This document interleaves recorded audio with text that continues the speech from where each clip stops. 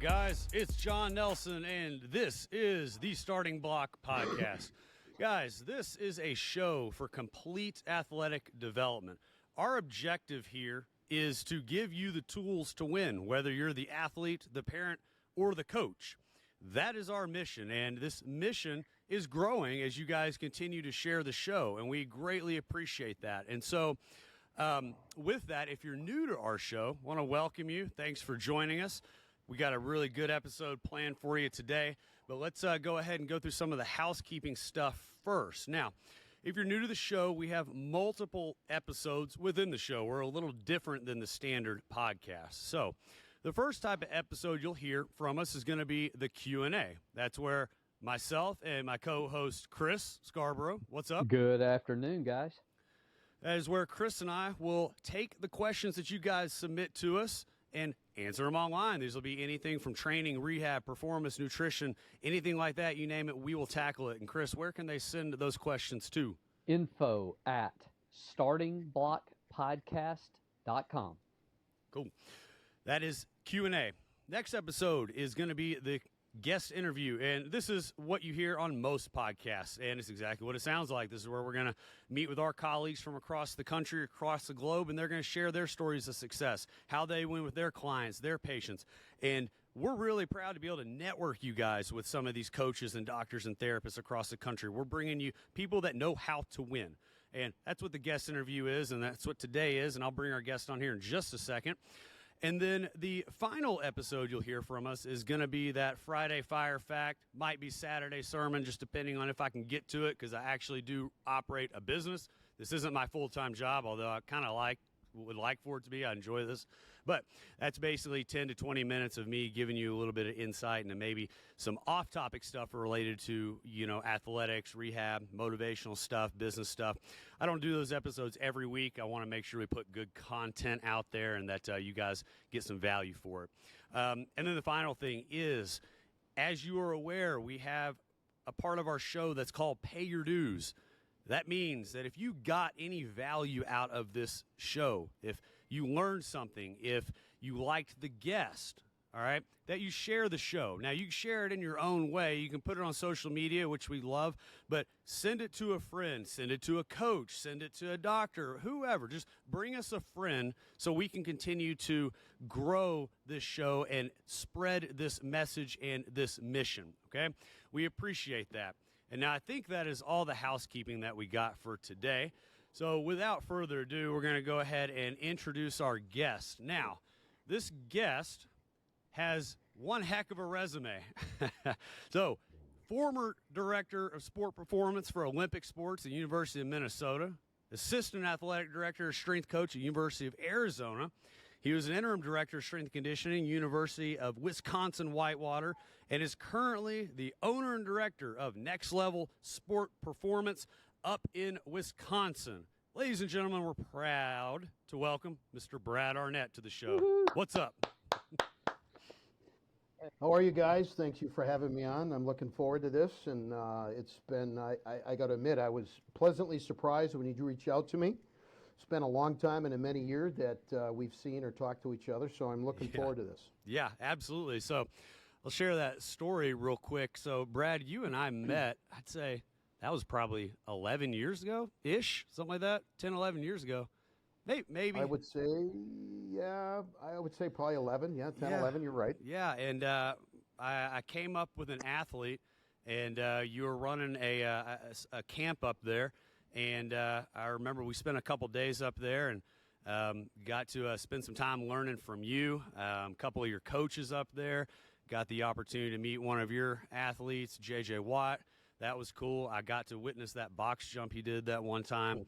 That was pretty impressive. That's how we met. And we kind of stayed in touch over the years. I mean, just, liking photos or posts on social media here and there. But, we never really have gotten a chance to dig into some shop and talk some shop. One of the things that I walked away from leaving your facility, other than the fact that your facility is like my dream facility and what I intend to build here in Memphis at some point. But your breakdown of like 40-yard dash, like your technique, a lot of the technique stuff with 5-10-5s, things like that. I still have all those notes and use all of that stuff today. That was great stuff. So. That's awesome. That's great to hear, and it's I mean, basically when you're doing those 5-10-5s and L drills and stuff, it's trying to do it.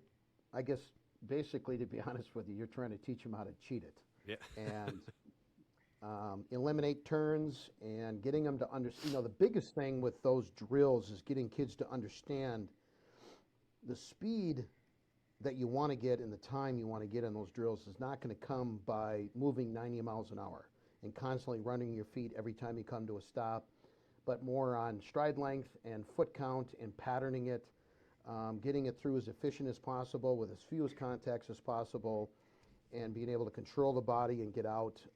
And it takes time. I mean, it does. It's not always taking kids through a process where they're constantly doing it at speed. Because they're learning it. I mean, example, the 5-10-5 start is probably against everything they've ever been taught how to move as an athlete. So it's going to take some time for them to get comfortable with that. And just slowing it down and teaching the patterning. And in the meantime, you're exposing them to how to brace and how to position and emphasizing to them it doesn't make any difference how much you can squat and how much you can bench and how much you can do everything else. You have to be able to bend and move, and that's what coaches want to see, and that's the epitome of athletic ability. So you can go to a combine, you can go to a showcase, and you can test okay, and you tell the person there, well, I squatted 600 pounds, and they're going to say, well, that's great, but you don't move real well. Mm-hmm. Yeah, so I mean, I agree. Movement's kind of the key to all of it, and I think a lot of people in the industry, know you as J.J. Watts, coach for years. You work with a lot of other NFL guys as well, but aside from some of the professional athletes, I'd like to dig into some of that. I'd love to hear just your take, because I know you probably still work with a lot of college, high school kids as well. I'd like to hear your take on your system and philosophy of training with these kids. Everything that we do is 100% based on fluidity of movement. And I think so many times people get hung up on baseball specific, lacrosse specific, football specific, this specific, that specific. And I think we lose sight of the fact that your body only functions one way. And our goal should be to get that functioning as efficiently as possible. Mm-hmm. And when you look at a lot of, so if you look at high school programs, I get it. I mean, especially where I'm at, we're not in the Sun Belt. So you've got this thing called winter. And logistically, schools don't always have room for them to do movement and running and stuff indoors. So they spend the winter months in the weight room. And you're really establishing your movement patterns, your force absorption, all of those things get established in the weight room, which in theory should allow you to express yourself as an athlete in movement. And when we get caught up bypassing dinner and going to dessert a lot, and I guess when I say that, what I mean by that is a lot of times coaches will use their perception of athletic ability as their tool to dictate what they're going to do with them in the weight room. And I think that's the worst thing you can do. Your body functions one way, and we want to get it to that point. And so if an athlete can't express himself in movement, we have to figure out where's it coming from. So our whole philosophy is we're going to assess. We're going to look at posture. And we're going to look at how your shoulders align and how your hips align. And we're going to look at ankle mobility and T-spine mobility and hamstring mobility and core in your feet, core in the ground. We're going to look at a lot of things that we're looking for red flags that is going to, in our system, dictate what we're going to start with and how we're going to actually progress this athlete. Mm-hmm. And so when you look at an assessment, you will see, for example, if the right hip is sitting up and in, the opposite shoulder will present the exact same thing. So if the right hip is up and in, they're internally tight, they're externally weak, that hamstring is weak. They're giving up their arch, there's limited counter rotation, at the femur, at the hip. There's no internal capacity to get in and out of it. So everything from a movement standpoint, it starts out, it stays out. And then on the left side, it may be down and back, so the posterior capsule's tight, internal's weak. Your right shoulder will present the exact same. And as I explain to people, it's like when you look at kids when they bench press, and they get to a certain point, and you see everything kind of rotating to the right. And right away, everyone's like, well, wait a second. There's got to be something wrong with the right shoulder. Well, it's actually coming from the left, because they're so internally tight, externally weak, the hamstring's weak, that scap wings. So as soon as the scap wings, because they're sitting so cathotic, that scap wings, it throws the elbow out and shifts everything to the right side. So it's really not a right shoulder issue, it's a left strength, stability, and mobility issue all coming from the left side. And that continues to fall into play with how we're going to progress axial loading them from a squat standpoint, whether it's single leg, double leg, if we're doing lunge variations, frontal plane, transverse, all those things start to come into play. And as we see things start to get into place, that will then give us the cue to start the progressive overload. Yeah, And so I want to interrupt real quick, because where you're headed, you're starting to head into the lifts, and that's something I had a question on for you. Is, I don't want to pigeonhole you by any means, but being a former director of Olympic lifting, I assume you're an Olympic lifting, still utilizing that, bench, squat heavy type of programming. I guess obviously, meeting the athlete where they are, but have you always evaluated things from that movement side of stuff? And how did that progress? Because I feel like in our industry, you're seeing it as a trend now. Like, hey, we got to address movement, where it used to be probably like, hey, we're just, ass to grass, figure it out if you can't do it. Was that a progression for you? Have you kind of always evaluated movement, first, then build the lift? So when I was at Minnesota, kind of cut my teeth. So my journey was a little different. I started out as a graduate assistant, and I was a GA for 5 months. So when you came into the program, you would spend a year with football, and then you would spend a year with what you would classify as Olympic sports, so sports that compete in your Olympics, a lot of them being non-revenue. Minnesota was a little different because you had basketball was revenue, football was revenue, hockey was revenue, but your golfs, your swimming, your wrestling, your tennis, your track and field, things like that were a majority of all the sports that I worked with. So after about 5 months, the guy that was doing football left and went to UCLA. His name is Kevin Yaxall. And he ended up going to Auburn, won a national title. I've known Kevin. I interviewed with him and got the job. But anyways, who I was with was Chris Hartman, moved over, took over. AD called me in and said, hey, the coaches love you. I'm going to make you temporary head Olympic strength coach. And then when you finish your master's, you can apply and we'll go from there. So that's kind of how my start got there. But what I ended up starting to do was I started spending time, like if we were to go on a trip. So for example, let's say we would go on a trip with the hockey team, and I would sit next to the orthopedic doctor that was with the team, and we would just sit there and talk about the body and talk about commonality of things that he would see in people that would come in, unfortunately, that would already have existing pathology. They blew out a knee or a shoulder or a back or whatever it was.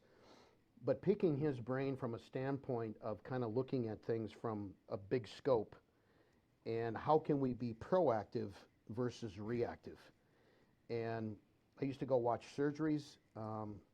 There was a very good physiotherapist that worked with the sports up there, and I just really started spending more time of looking at somebody globally, distal, proximal to distal, and how things are aligning, how things are functioning or not functioning, and really using that as a tool to help progressions of what I was doing with athletes in the weight room. And the thing with that is you kind of get stuck in the mercy of the coaches you're working with, right? And football being the biggest one. Unless you've got a coach that understands, if he comes down in the weight room and he sees you doing, split squats or goblet squats or different leg progressions of kids at certain times of the year, and he's not going to blow a top and say, why aren't these kids squatting and why aren't they deadlifting and this and that and all this other stuff. Sometimes it can get difficult when you're dealing with that. But fortunately, I always worked with coaches that trusted me and they understood what I was doing and let me do my job. And so that looking at things proximal to distal and kind of the global picture of everything that's going on has probably been, well, it's crazy to think this November I've been doing this for 30 years now. So I would say at least the last 20 to 21, 22 years, I've really implemented it and continue to tweak it and look at things different. And I've got physical therapy in-house as well as chiropractic and massage. And there's a great synergy. So if I've got somebody that comes in and there's something I'm not sure on, I've got a great relationship with physical therapy. And I may take them down there and say, hey, take a look at this, compare notes. And I learn as much from them as they learn from me, and we work together, and it's just been kind of an ongoing, ever-evolving process. Yeah, that's huge, and that's so important for the athlete or even general fitness, client as well. Because in our industry, it's a lot of times it's a big pissing contest too. There's a lot of egos involved, but having that synergy, with other coaches and therapists and doctors really helps the athlete progress. You've been doing this 30 years now. I'm only 36.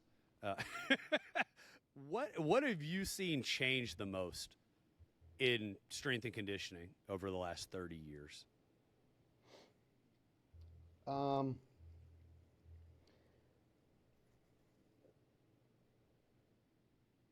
preface it with a story. Can I do Sure. that? Absolutely. Let's go. Yeah.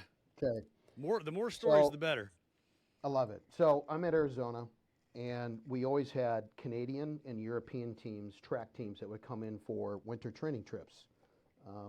During the winter, we didn't get winter down there, so they'd come down and they'd train. So great guys always came in and they used the weight room. So obviously we would do things at the track, and then they would utilize the weight room. So the weight room that we had there was 24,000 square feet, and it housed all of the teams. And we just rotated through, and that's just the way we did it. So one Friday afternoon, I took these two guys out for happy hour.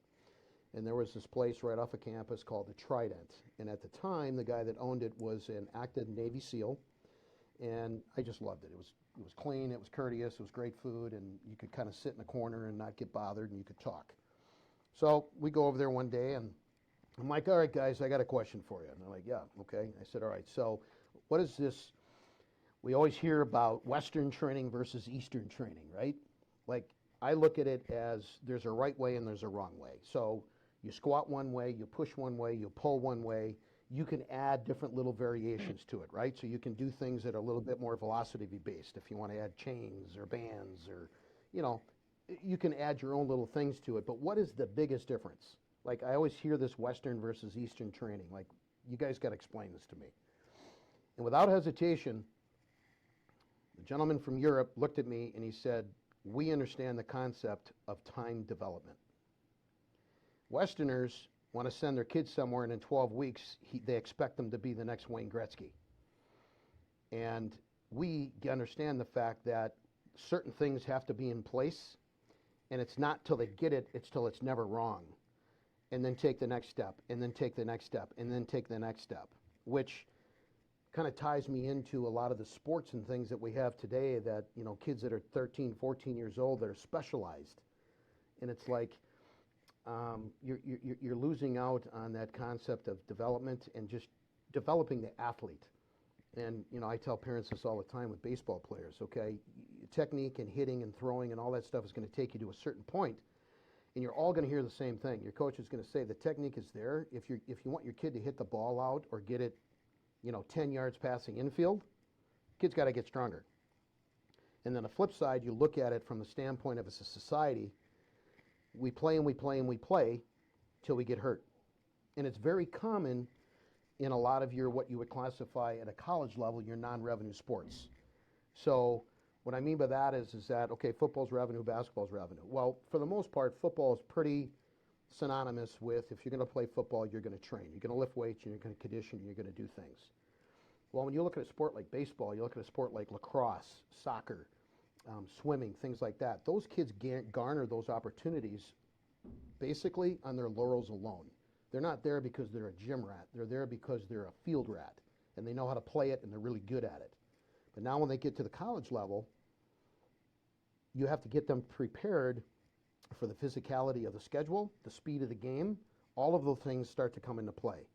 And that's the hardest component for kids that come in that have a limited training age to this arena, is to acclimate to, what do you mean? I got to be there 3 days a week at 6 o'clock in the morning, and then, or 4 days a week, and then I got my individuals, and then I go to class, and then I got to come back, and we got fall ball, and I got to this, and I got to that. So it's getting them to understand that they think they work hard, they think they're dialed in, till they step on campus, and automatically that demand doubles. And so the biggest things I've seen change is everything isn't exactly number driven. There's been this, there was always this thing, it was a common question, right? Like, well, how much do you bench? Mm-hmm. Okay. And getting kids to understand that when you start garnering some interest and people are looking at you from a college standpoint, for the most part, they're not going to come up and ask you, hey, how much do you squat? How much do you bench? How much do you this? How much do you that? They might, but they're not going to put a lot of stock in it. They got strength coaches. So if they think you need to get a little stronger, think you need to get a little faster, they've got people to develop that.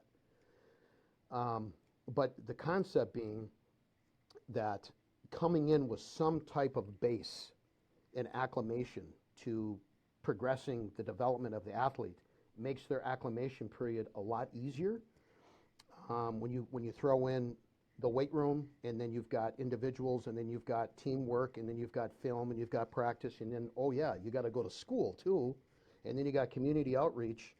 It's all of these things that come into play. So biggest thing I see, and I know I'm getting off a little bit, but the biggest thing I see is getting away from things not being so number driven all the time, and knowing that, I ask people this all the time. If I take an athlete that can back squat 300 pounds and I get him to back squat 325, is that a guarantee that he's going to be a better athlete? Mm-hmm. And everyone's like, well, no, not really. And I said, well, then you can't ever lose sight of that. And coming back and looking at certain things, you don't have to know the whole body. You don't have to know all those things, but at least know and pick and choose your battles, what needs to be in place in order to progress some of those things. And knowing the fact that the longer we sit in that sagittal plane over and over and over again, we squat up and down, we clean up and down, we deadlift up and down, we press up and down. That's not what sports are played in. It's multiple, it's multiple planes. We have to still address frontal plane, transverse plane, single leg, double leg. People always ask, well, what's a bad position? Well, it's pretty much the one you can't get out of.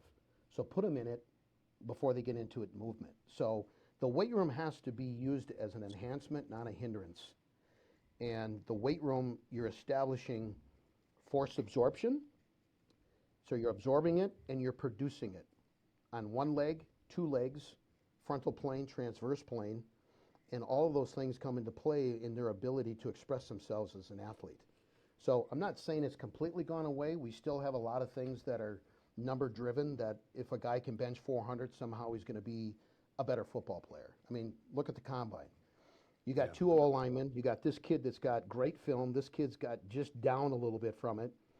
He bench pressed 19 at 225. This kid that's down a little bit did 22. He's automatically considered to be a better athlete because he can bench more. And I always ask people, well, are you going to play the game on your hands? Well, no, we're not playing on our hands. So when you look at a power output and you look at transfer from an exercise to what you're actually going to do, with every sport being full body activity, is probably the one that gives you the least amount of carryover, in my opinion. So you talk about the number side of it, like it's not as number driven, and I assume you're, like you said, you're referring to squat, bench, deadlift, but mm-hmm. I have seen a significant increase in the paying attention to numbers from the velocity-based training element. So every school now has Tendo units hooked up on every rack, and for parents or coaches or kids who don't know what that is, that measures your bar speed, and certain bar speeds translate into certain qualities. And I feel like that is very, very big and popular, and I hear that constantly. Do you incorporate? I mean, or do you incorporate a lot of Tendo unit work, velocity-based training? Really dialing it in? Yeah. Zero. None. All Zero. right. Zero.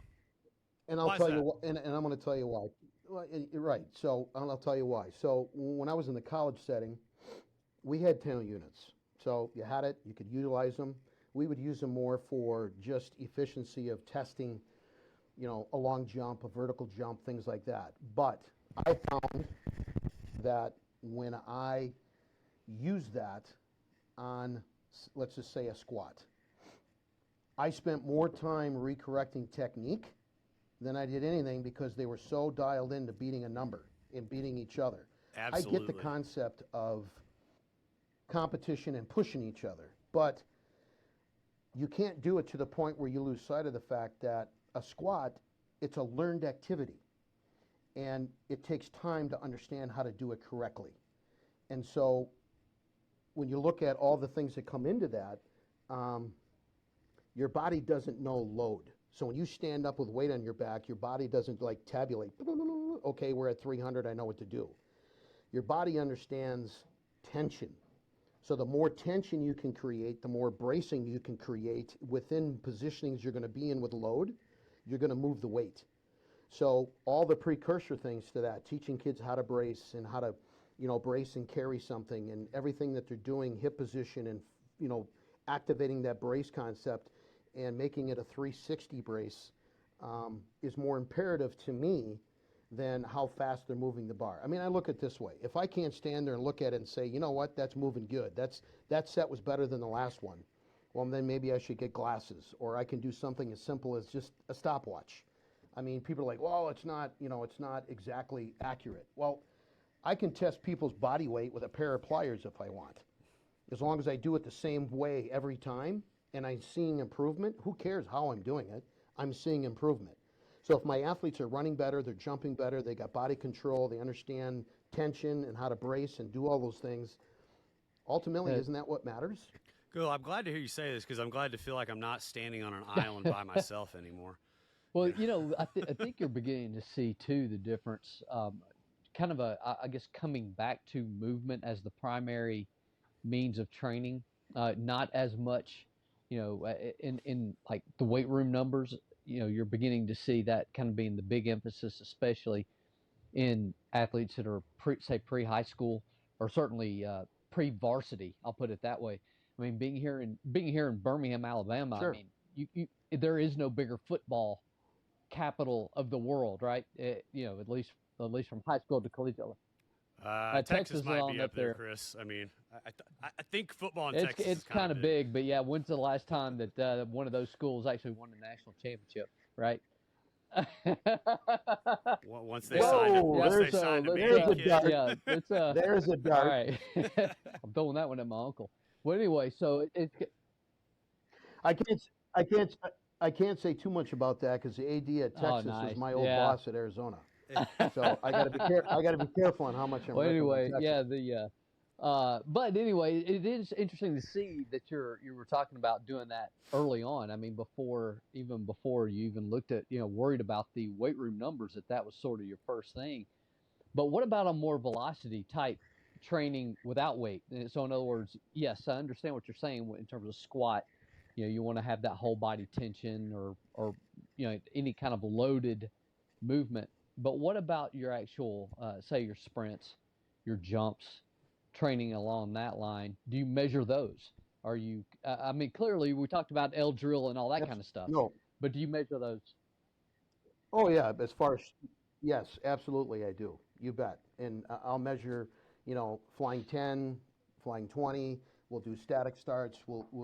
I definitely track movement under time, and using that as feedback, obviously, to I guess recheck um, where we're at in the weight room, and understanding the fact that I'm not going to be starting in a GPP position, like getting guys back into lifting shape and kind of getting some conditioning and getting some things under wrap coming from in season to off season. And while I'm going through that, start doing a ton of running with them and be shocked that their times aren't getting any better and they're actually getting slower. So you have to, it's looking again at the whole big picture and understanding when you're going to emphasize it based on time and all these different things that come into your progression type things that you're doing. So To go along with what you said before, Chris, is, the concept of not things being so number driven is getting people to understand. So if I do a talk and a high school wants me to come in, or whoever wants me to come in, and we talk about training and so on and so forth, I'm not a big guy that's going to try and push or sell a system. I want people to understand how the body functions better. And they have to, at some point, they need to put the time into learning how to program and how to teach and what to look for, and progress it based off of what you have available to you logistically, equipment-wise, the size of the room, and what you're comfortable teaching. And as you do it more and you spend more time doing it, you'll get comfortable with doing more things. But I guess it's the concept that when we look at strength training as mobility training, it changes things an awful lot, and you can accomplish a lot more with that mindset than making everything number driven. Yeah, and then let's back up for just a minute to the weight room. So clearly, I mean, yes, improving somebody's max is a big deal. Give us an idea of how would you like to see an athlete progress, say over let's just say a 3-month period. I'm a 9th grader. I'm just coming in to see you for the first time. You've evaluated me. Okay, my movements are good enough. I can start lifting. What's something you would like to see from that person, from say a weight room standpoint? What would you like to see from them, like improvement wise, from a speed standpoint? Give us like a general idea. Let's say I come Sure. in, I'm 9th grader, I can bench press 120 pounds. I don't know, throw some number out there. Okay, so first thing I look at is, okay, so you're a 9th grader and you can bench press 120 pounds. You're not going to get anything out of training anything velocity based. You don't know how to strain. You're still learning how to do it. You need to get the kid to a certain level, and everyone can set different levels as to where they need to get before you can start changing and adding some, let's be honest, they're fairly complex things to what they're doing. So when I look at a workout, whether I got somebody 2 times a week, 3 times a week, 4 times a week, there's certain things that I want athletes, and I say athletes, it can be a youth kid, it can be a high school, a college, or even an adult, doesn't make any difference. So I go through things, and there's certain things that they need to be able to do. They should be able to hip hinge, they should be able to squat, they should be able to lunge, pull, push, brace, and carry something. And so the biggest area that I find that is lacking with kids' ability to do that, and I'll just use as an example, is a hip hinge. And that's basically, okay, you can be a straight leg deadlift, an RDL, anything where you're hip hinging and loading glute hamstring. And when you look at the hip position, you're trying to maintain hip position and not passively extend that low back. And so I've had kids that have come in with me at the high school level where literally I'll start them on their knees and set their upper body position, and they hinge their rear end back to their heels, and they stand and they come back up. And then I'll add a band to it, and then I'll add a kettlebell at their chest, and then I'll put them on their feet. Stay with the band because the band can guide them back. And then when they come through, they can use that band as a reference to find out where their hip position is at and actually engage the glutes and feel the flexion in the low ab. Then I'll put a weight in their hand. And once that's dialed in, then I'll progress more to single leg type stuff.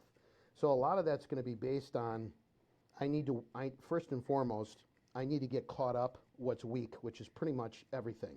Internal, external rotators at the hip have to be strengthened and turned on. Glute activation, low ab activation has to be turned on to be able to adjust and find hip position in order to unload or stop preloading hamstring. So when you watch kids run, you watch kids in the weight room, they always lose position at the hip. And their default pattern is to passively extend at the low back. And so when you see that, it preloads the hamstrings and they get to a certain point in a squat, they're going to lose it forward. So now it becomes a quad low back activity, and they're really taking that glute hamstring out of it. So when they come, they're all kyphotic. So their anterior very tight, front side is tight, psoas is tight, hip flexors are tight. And so a common thing that we all deal with is low back issues. Okay, my back is sore, my left low back is sore, my right mid back is sore. All those things come into play.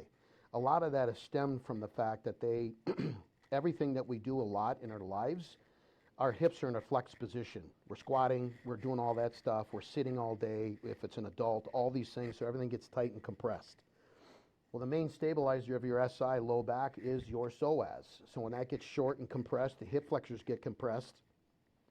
The one thing that it shuts off is the person's ability to extend the hip. And so everything that we do is a flexion. We squat, we flex, we run, we flex. We don't emphasize enough, in my opinion, of the extension component. So I'm going to spend time on getting a lot of those things in place. If I got a kid that's got, his ankles are locked, he can't create a shin angle, there's not much give there, I'm not going to just pound it and stretch it. Same thing with hamstring. People say, okay, well, my low back hurts. Well, your hamstrings are tight, so we're going to stretch your hamstrings. Well, what happens after 3 days? Their back is even more sore because all they're doing is arching their low back, and it's all about using the concept to create space. So I'm going to work on glute activity, low ab activity, and then use that as a way to get the hip to move. And the more we expose them to that, then the hamstring starts to shorten. So when you're standing, it's at its shortest length. When you bend the knee, it has to lengthen. And so starting with the hip hinge is kind of the precursor for me to everything that they do going into it. And that gives me more time to get all these other things in place. And whether I'm doing a goblet squat or whatever I'm doing with them, the coaching cues are always the same. So if it's a double leg squat with a kettlebell, a med ball, a weight plate, doesn't make any difference. My cues are the same. And then I'll put a zombie squat, then I'll go to a front squat, then I'll go to a back squat. The cues are all the same, and all that's going to change is the load. So still, it ultimately and how much still you're doing comes it. down to movement, not necessarily high velocity, not necessarily Yes. super high load, but position first, then start working out of there. 100%. So yeah. So They can get into those positions with load, and they do it to the point that they don't get it wrong. I can add speed to it, because going through that process, they've gotten stronger. They've adjusted to it. Now they're getting to a point where I can add in more velocity-based type things, and I'll see more of an improvement in their movement. But I'm not going to take kids, let's say I got a kid I got 4 days a week. I'm not going to take a kid and do 1 day back squat where we're just working on load. And then the next time we do legs, we're going to do it more velocity-based. You're constantly exposing them so much to that sagittal plane, and it's flex, flex, flex, flex, flex, flex, flex.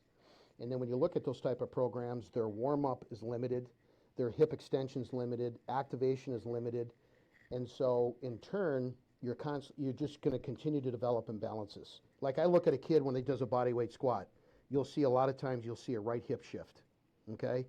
Well, when you see that, you're going to see it in a hip hinge. You're going to see it in the squat. You're going to see it in a hip hinge. When they lay on the ground, that left hip is going to sit higher than the right. So if I put them on something as simple as a leg curl, and I want to activate hamstring, I'm going to block something underneath the right hip so their hips sit even. So I can actually turn on the right hamstring and eliminate the tone in the mid-back on the right side. I pull it away, and they're still dropping and rotating. Until I don't see that, I'm not going to load them. Because when you see it in that position and you see them doing a body weight squat, or you even see them do a hip rock, so they're on all fours, their feet are back behind them, and they're sitting their hips back, just have them pull their toes under, you'll still see that shift.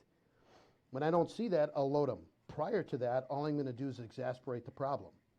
Because if they can't control that position without an external load, what's an external load going to do? It's going to make it twice as bad. and increase the risk for injury, and fill in the blank. Right from there, or it's loading before they're ready. Yeah. Well, 100%, because then you look at force absorption. I think there's 3 things that you can do to your body that are the most abrasive: run, jump, and throw something. Something that kids do all the time, right? Well, when we run, it's 6 times your body weight that you're absorbing from the ground up through hips and low back. You jump in the air and the land, it's 12 times your body weight. So now all of a sudden you look at you're in the squat rack. It's not ballistic, you're just doing a normal squat. Well, if you got hip shift, they're giving up their arches, so they're losing arch on the right, they're rolling out onto the left side, and they're counter-rotating up top, so their hips are going one way, upper body's going the other way. It's now 14 times. So, if you squat correctly, you're still going to absorb 7 times the load on the bar, which is why bracing and creating tension is so important. When you don't do that and it shifts, now it's going to double. So if you look at the force you're absorbing in a squat rack, not doing it right, on top of running, on top of jumping, on top of throwing things, that culmination of that total sum of the stresses is going to build up, and it, unfortunately, it's got to come out somewhere. Right. And that's where stuff starts to break down. People think if you can't squat, well, then how am I supposed to train their legs?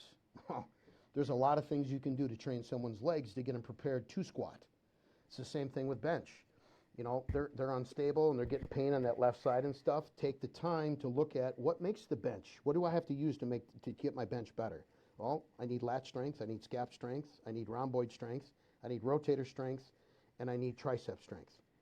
So in the meantime, I can spend time on just isolating that, getting it caught up, start with a push-up, then go to a dumbbell, then go to then progress to a bar. So it's not always doing it just to do it. You know, you always hear the stories of a kid that comes in and squats and they're like, oh, you got to get lower, let's put some more weight on the bar. Those are the things that kind of make you cringe when you hear that stuff, but it's looking at, in theory, this is what it should look like. Unfortunately, this is reality. So what do I need to do to get them closer to reality so that they're getting the benefit, they're not at risk, and I can continue to progress them? And I want to touch on that kind of reality type thing as well, because it leads me into kind of a two-phase question of one being, you know, preparing these kids, you know, for what they're walking into going to college, or even college preparing to walk into going to, you know, the professional level. But the reality side of stuff leads me to, how has the mental approach changed over the last few years? And I'll preface in saying, one of the things that resonated with me when I met you was just just the way that you presented the information, which is a great quality of a great strength coach. You make it resonate with the athlete. But what I feel like I have seen lately over the last 5, 6, 7 years, maybe longer, is what I call the expert mentality. Young athletes tend to come in with this preconceived notion, and parents as well, of what should be, you know, what they should be doing based on social media and TikTok. And it messes with the mental side of it, and they don't want to go do all the precursors that you talked about. You know, they feel they should be ready to go do, you know, whatever stupid BS TikTok thing is out there. So it's kind of a two-part question. One, if that makes sense, like, how have you seen the mental side of stuff change, and have you had to adapt your approach with that? My philosophy has always been, it's about the outcome, it's not about the income. So when, for example, NFL guy comes into me, every guy that comes in and wants to train, they have to interview with me. And the first question I always ask them is, are you willing to surrender to what you need to do in order to do what you want to do better? And if they're not, we have a nice conversation and I don't work with them. Because if I got to ask them to do it once, I'm going to do it 50 more times. They just have to understand that we need to fill in the blanks of what you're lacking. And this has to be nonstop teachable moments of getting you to the point of you getting a better understanding of why we're doing what we're doing and how it's going to impact down the road. So if you got a younger athlete, we're doing this now so that when it actually matters, you're there and you're doing it and it's in place. So, you know, social media is, I don't know, it's the root of so many problems, because, you know, everyone wants instant gratification, right? So they post something out there and they want, you know, if they don't get, you know, 500,000 likes, my God, the sun's not going to rise tomorrow. Mm-hmm. But it's the same thing. It's like everybody bases their philosophy on what they see on social media. And a lot of these guys post stuff with their A people. And it's just something that's cool and it's flashy and it's catchy and it looks, you know, it's what we, and it may be something that they may not ever do. It's just something they came up with and they're like, oh, I'm going to throw it out there and just see where it goes. Versus, okay, that's great, but that's your A guy, but what are you doing to develop the C, D, and E athlete to get them to where you want them to be? And I think that's, you know, from the mental standpoint, it's just getting parents to understand that, like I have a numbering system here. So kids are N for new, and then it goes 5 through 1. And initially, not now, but years ago when I first started, parents were always frustrated because they wanted to come in a half an hour earlier versus, instead of 3:30, they had to come at 4. Well, as I explained to them, the reason I'm doing this is because I don't want your 14-year-old kid to be in a group of kids that are getting ready to go play college football. Your kid needs to be in the proper class, working on the proper progressions as to where they're at. It has nothing to do with perceived athletic ability. It's purely where are they at in the concept of athletic development, and go from there. So once that was understood, it was better. But yeah, you're always going to have that kind of misconceived notion that it's kind of what I alluded to before. There's a lot of people that will dictate what they do with somebody based off of perceived athletic ability. So when mom and dad think Johnny is he's the greatest thing since sliced bread, he should be doing this and he should be doing that. It's kind of like dealing with coaches in college. You deal with egos and all the things that come into that, and they know the grounds crew's job's better, and they know your job better, and they know their job better than anybody. So you can never get away from the concept of trying to educate people and letting them know you don't, and especially the kids, you don't know what you don't know. They only know what they've been taught, and they only know what they see, and they become a product of what they're always exposed to. So getting them in here and just breaking stuff down and getting them to understand that this is where you need to be in order to get to that. Sometimes it's an easy transition. Sometimes it takes a while. That's great. That's great info. I'm stealing a few and of those John phrases will steal them. from you. Yeah, John will steal them. So if you see those on social media, I'm stealing it from you. Oh, I will. Hey, I'll give you credit. I'm giving you credit right now for her. They're Brad Arnett's, not mine. But there's parents too that come in, and I will literally call the parent and say, "You need to come pick up your kid." And they'll show up, and they're like, "What's wrong?" I'm like, "Well, It's been 3 weeks now, and they have no work ethic. Their body language sucks. They roll their eyes. They don't want to do this. They don't like this. They can't this. They can't that. And it's something that they wanted. You gave it to them, and so now they're already looking for what's the next thing I want to get." And their comment is, "Well, what am I supposed to do?" And my response has always been, what we do here is about the outcome. It's not about the income. So whether your kid is here or not, in my opinion, it's not going to affect whether my lights stay on or not. Your kid needs to learn things in order to get more out of what we're doing here. This isn't just about sets and reps.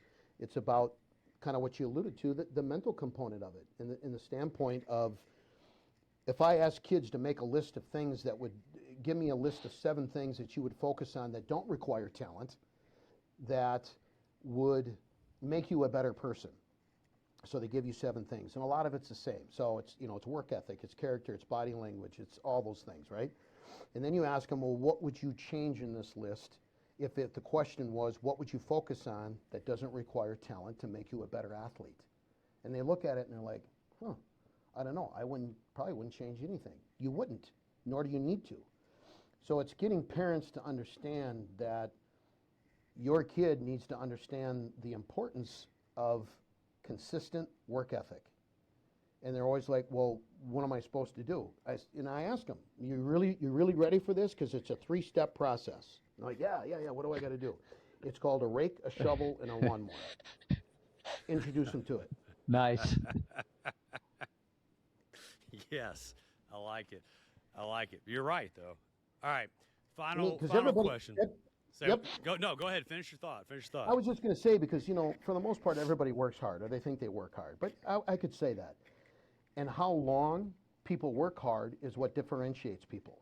Some guys will work hard for a week. Some may work for 2 weeks. Some may they work hard their entire life. It's all they know. It's kind of in their blood, so to speak.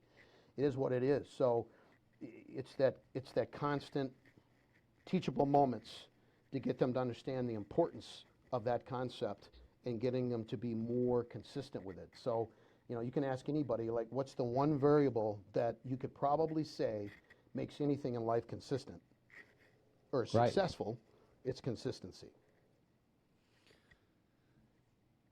Athletes, younger athletes, if you're listening to this, I hope you are taking this to heart. You guys, we did Brad has been in this industry a long, long time, and we talked about just, briefly, J.J. Watt, one of those guys, but Brad has worked with tons and tons and tons of other professionals. The information you just heard is something you should listen to over and over and over again. And so I want to ask one final question, and even though you probably already alluded to it, one piece of advice that you would give an athlete, what would it be?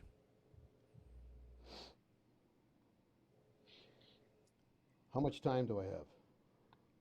As much as you want, man. No, it's, so, I mean, it's a great question. And I want to preface this answer as much to the athlete as I want to the parent. And here it goes. So athletes work out, they're on club teams, they travel, they go to these showcases, they do all this stuff because they want to try and create an exposure opportunity to garner an opportunity to play at the next level. And wherever that is, doesn't make any difference, but they want to be able to play at the next level. Kids need to understand the percentage of kids in the United States.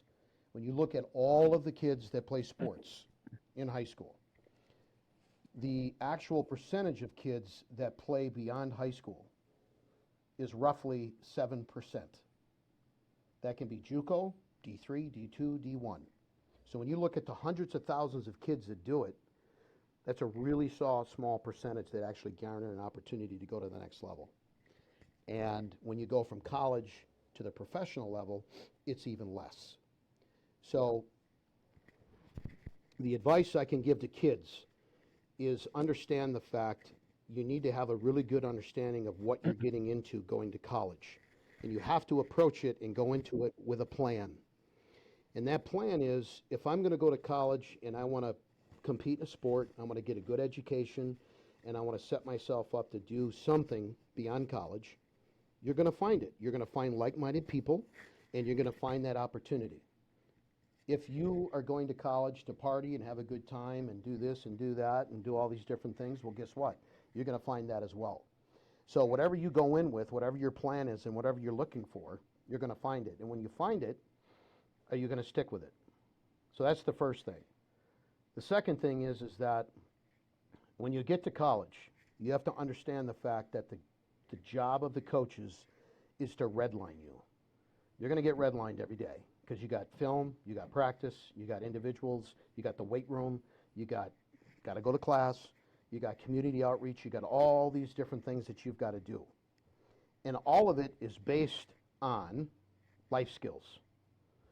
Time management, consistency, showing up on time, things that you, whether you're in college or not, are going to have to do the rest of your life. So if you show up to work late all the time and you got horrible body language and nobody can stand being around you and your work ethic is shitty, how long are you going to have a job? Well, you're not going to have one very long. And it's no different than what you're doing at the college level.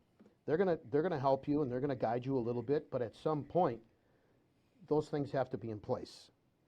And when you get redlined, I remind kids of this all the time. You need to find something that you can do at some point to unredline yourself. Whether it's once a week, every other week, once a month, whatever you think you need, and it could be something as simple as just going for a walk. Doing something in your life that's not planned. It doesn't have a predictable outcome. It's not like structured. It's just, I'm going to do it because nothing other than the fact that I want to do it. So I'm going to go for a bike ride. You know what? I'm going to grab my fishing pole and I'm going to walk down to the lake and I'm going to just throw a line out, whether I catch something or not, I don't care, and I'm going to lay back and I'm just going to let my mind clear. It's not going to change anything coming back in the fact that what's there is still there, but you can attack it now and approach it with a clear mind. You're unredlined and you're ready to do it. So at some point, you need to do and find something that you're going to do for yourself. So when you're on your club team and you're on your travel team and your family wants to go on vacation, guess what? Go on the vacation. Just do it, because at some point, you're going to look back and you're going to go, man, I wish I would have done more for me. In the years I was in college, the amount of kids that I had sit in my office and lose it and tell me, well, I'm going to quit school, I'm going to quit the sport, I'm going to stay in school, I'm going to do this, do that. I never tried to talk them out of it because I didn't think it was my place to do that. They had gotten to a point, they made their decision. I just wanted to understand why. And the question always is why? Well, and that's exactly what I learned. I wish I would have done more for me. My whole high school career was dictated. I had to do this, I had to do that, I had to be here, I had to be there, had to do all this stuff to try and garner an opportunity. Knowing the fact that as soon as you step on campus, what you think is hard automatically doubles. So when you got an opportunity to spend time with your family and go on a trip and do different things, be a kid, do things that are going to create memories that will last a lifetime, and don't allow yourself to get to the point where basically you do get burnt out. The flip side of it is mom and dad. Parents always ask me, what can I do to help my kid prepare for college? I said, from what aspect? And they're like, well, Johnny's getting looked at from this school and that school, and he's starting to, he's kind of starting the recruiting process. What can I do to help that? And my first response, without hesitation, is always stay out of it. You can guide, you can ask questions, you can ask your child to make a pros and cons list, but at some point you have to understand that this is not your journey. It's their journey. And your child needs to understand what they're really getting into. So if they're going to go to a D1 school, let's say they're getting an opportunity to go to a D1 school, they have to understand you have to, without a doubt, be in love with the process, and you can't get emotionally attached to the outcome. Because as soon as you go to that point, you're done. There's so many kids that I've had that were walk-ons at D1 that developed it. J.J. Watt, we know who he is. He was a walk-on. Chris Maragos, 2 Super Bowl rings, was a walk-on. Brady Ewing was in the NFL for 10 years, was a walk-on. TJ, J.J.'s younger brother, was going to be a walk-on. I could go on and on and on about so many guys that I've worked with and gone through this process that they didn't play till their junior year, maybe their senior year, but when they got the opportunity, they took full advantage of it. So you have to be in love with the process and not get emotionally attached early on to the outcome, and understand that it is about the long game.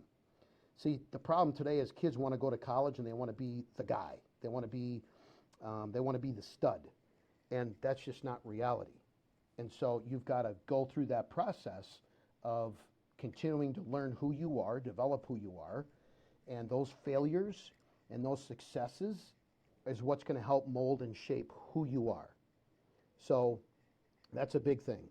So stay out of it. Don't make the biggest burden your kids have to bear is your unlived life. Don't do that to your kids.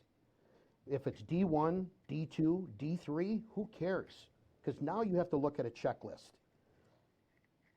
If there's no money involved in a certain sport, but they're recruiting my kid, can my family do this from a monetary standpoint and not be in debt for the next 25 years? The second thing is it the right fit for my kid academically? If a majority of his classes in the first 2 years he's going to be in a seminar room with 250 other kids, is he going to get washed within 2 weeks? Because that's just not how he functions in an educational setting. And then thirdly, is the team, the coaching, the philosophy, the culture, is everything right for my kid? Do I get a good feeling about where I'm at here? And then lastly, once you're at that school, if you think that's where you want to be and you say, okay, if I break both legs and I can never play the sport again, can I see myself going to school there? And if the answer is no, then go to the next school. Look at the next one. Because you're going to put yourself in a position where you're going to call mom and dad in a year and you're going, this ain't working. I don't want to be here. I made the wrong decision. And it needs to be the hardest decision in their life. But parents can't go down the rabbit hole with them either. So if they call and, well, the coach is being mean to me and he said this and he said that and I'm not getting this and I'm not getting that and I should, those are all things that you have to work on when those kids are in high school to get them to understand that part of what makes you a good teammate is a good person. So if you think somebody else is getting an opportunity before you, okay, why? Why is that happening? Do I need to work on some more things? I always refer kids to watch the Kobe Bryant interview where he talked about where he was first in the NBA. He didn't play a whole lot. And everybody in his group told him, oh, you got to request a trade, you got to this, you got to that, you're not, they're screwing you over and you're so much better and blah, blah, blah, blah, blah. And he came to the realization that, you know what, I'm not good enough. I need to work on these things to get better at them. And what did he do? He eliminated those people from his life. because he knew he wasn't good enough, he needed to be better, and he was going to do what he needed to do that. And going through that process is what made the Kobe Bryant that we all know who he was today. And then the flip side, mom and dad, please help develop your kids' life skills. And I ask kids this all the time. You wash your own clothes? No, my mom does. Okay, so you realize if you get to college, you can't go in the locker room with a bin of dirty clothes and put it on one pin and they're going to wash it.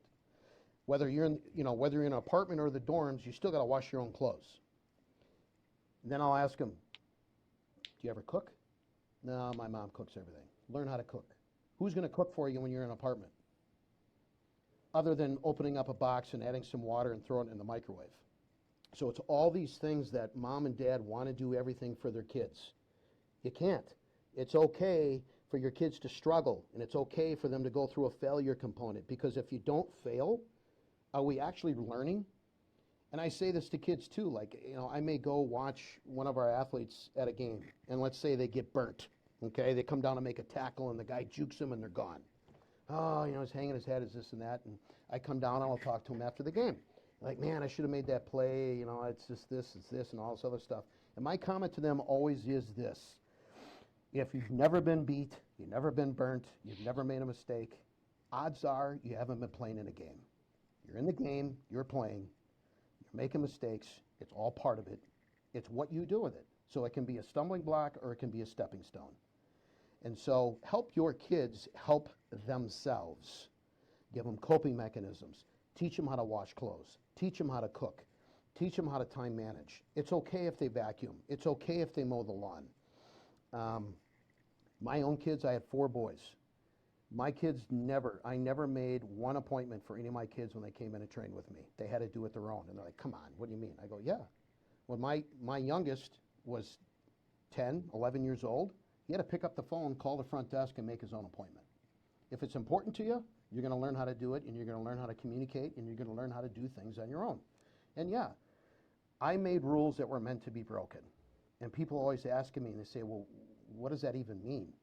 Because you have to look at it from the standpoint, it's always about the outcome. So if I'm going to make rules that I know are going to be broke, it's always going to give me an opportunity for a teachable moment. So if you make all these stupid rules, like, okay, you come into the weight room and your Gatorade bottle's got to be facing a certain way, and you got to have your towel folded a certain way, and you got to look. I wouldn't remember all the shit either.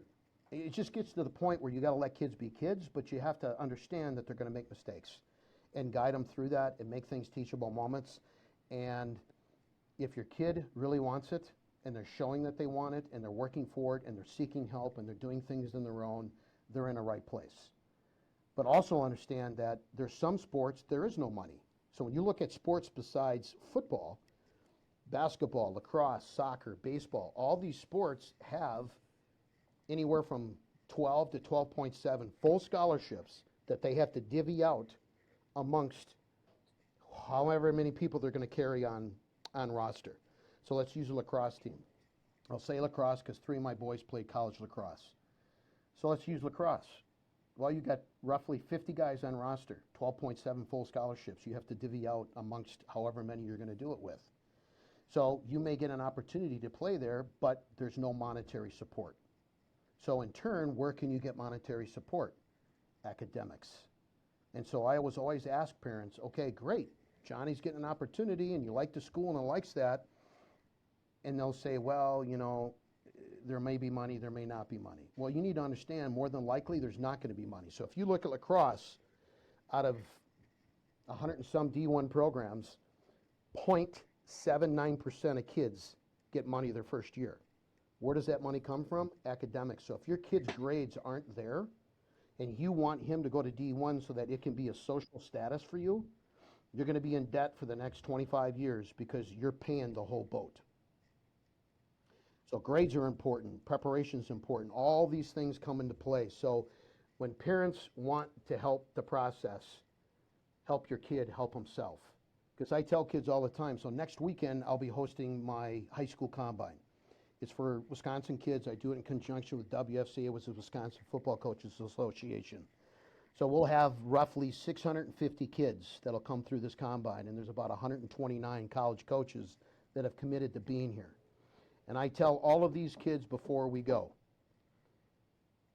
these coaches want to talk to you in person. They want to get a feel for who you are. They will remember you more with a firm handshake, looking them in the eye, and having an adult conversation, more so than anything you ever did running, jumping, or anything, or any of the other testing that we're doing.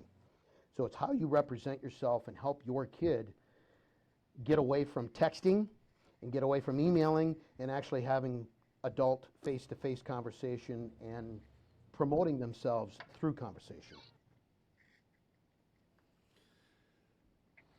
You got me fired By the way, up John, and that would speechless be a at the same great time. segue to also, just kind of piggyback Man. on what Brad said, going back and listening to the Brent Rooker interview and all the things. I mean, there's a lot of wisdom in there as well, you know.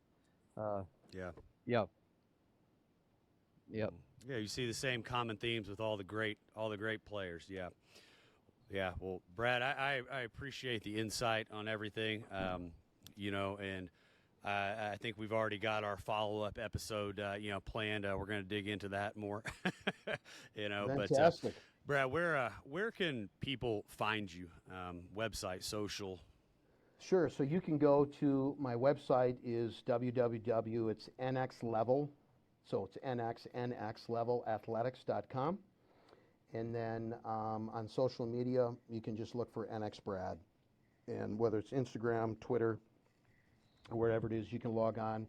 Next Level Athletics has, we have an Instagram page, Twitter page, and whatnot. So they can get on any of those sites and check us out. Thank Awesome. you, Brad. Thank you so much for joining us, Brad. Guys, pay your dues. Share the show. We appreciate you guys. Thank We you, love you Chris. guys.